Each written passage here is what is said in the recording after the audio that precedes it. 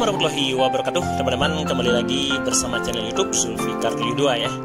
Kami doakan semoga kita semua hari ini lebih baik daripada hari kemarin. Teman-teman, kita saat ini jalan-jalannya ke objek wisata yang sedang viral ya di Tanah Datar atau Kota Batu Sangkar, yaitu Banda Dari.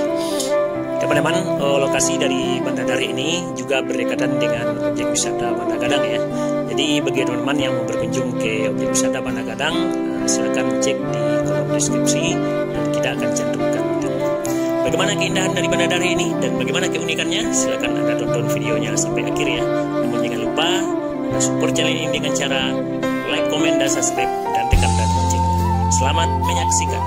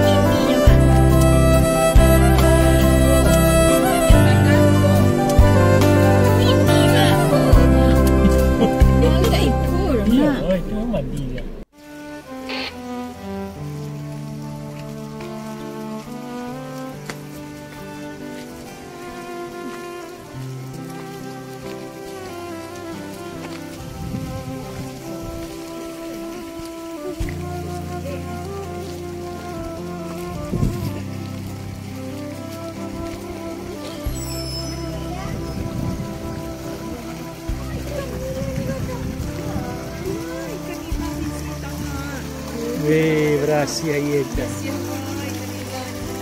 Ikan itu masuk si kuah. Senang eh. Kau nganyi lagi ya? Ikan hilang kadang-kadang. Jadi panggang. Ani mah orang sana ngaruh.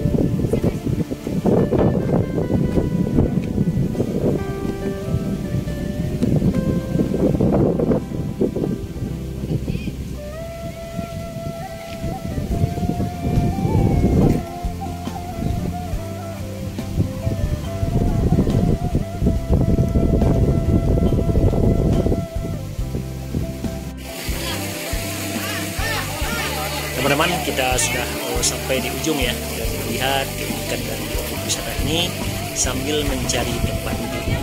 Namun berhubung karena pengunjungnya begitu ramai, jadi kita tidak bisa mendapatkan tempat duduk yang agak terlindung ya dari sinar matahari, sehingga kita harus kembali saja.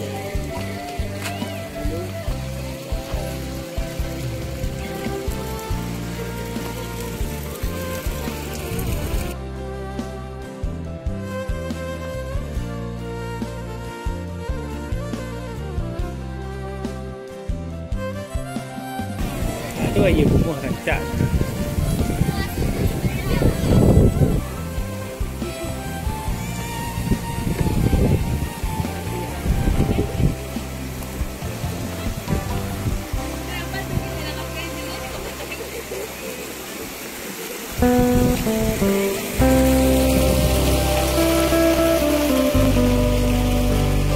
teman-teman, sampai di sini dulu videonya ya. Semoga bisa bermanfaat dan menjadi hiburan. Mungkin ada salah dalam penyampaian, kami mohon maaf. Sampai jumpa pada video berikutnya. Assalamualaikum warahmatullahi wabarakatuh.